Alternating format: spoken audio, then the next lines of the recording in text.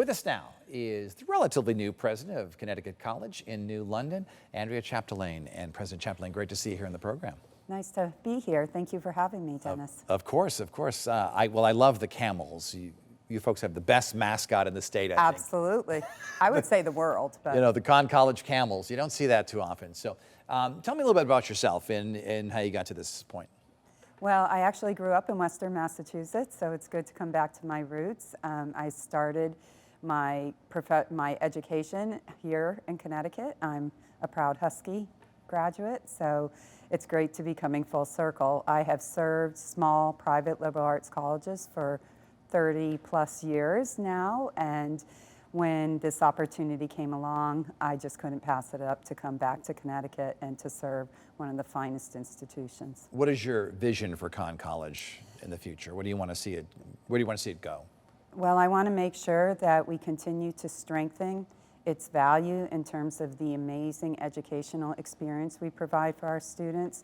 You know, we firmly believe in the liberal arts education, preparing students not just for their first job or careers, but also for a lifetime of engaged citizenship and contributions to their community.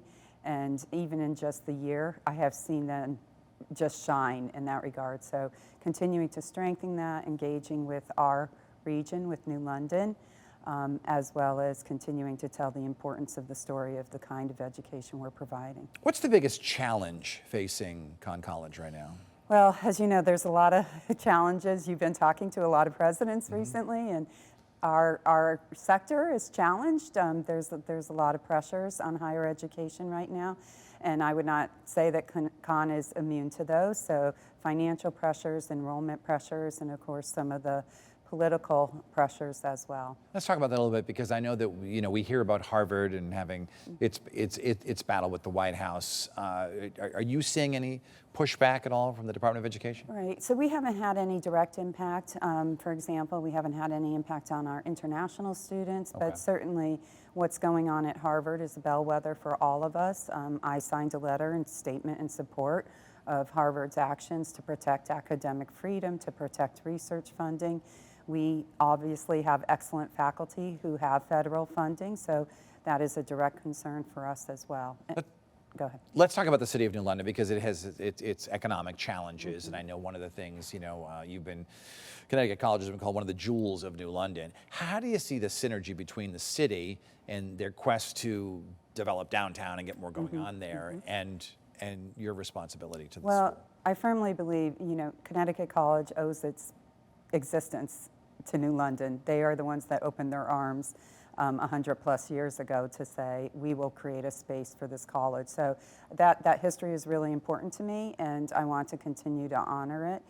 I think that it also is really important for a student's education. I began work when I was teaching at another lovely college here in Connecticut, in Hartford, doing work with my students when I was a faculty member in Hartford, and finding real opportunities that would allow them to apply their learning, but more importantly, give back to that community. And that's the vision I've taken with me throughout my career, and found ways to make that happen. So I'm excited to do that. We have students living in downtown New London. We have students right now. We have I think about 30 students on campus this summer who are working with the schools, working with some of the humane nonprofit organizations. So we firmly believe it's an important way of being a part of that community. Going forward, there's a tremendous need for housing in the area, not just for our students, but also for workforce and for some of the big companies. So we're at the table having those conversations. We had an alumnus, College alumnus, Todd Traina, on a couple of months ago in the spring. He's a filmmaker. Yes. What do some of your other alumni go on to do? So we have alumni in all areas, but our largest areas tend to be the arts. So we have a very strong arts program. The largest major is psychology. I always smile when I say that, because that's my background. So a lot of students who go into service, education, but we also have an incredibly strong science program, long history.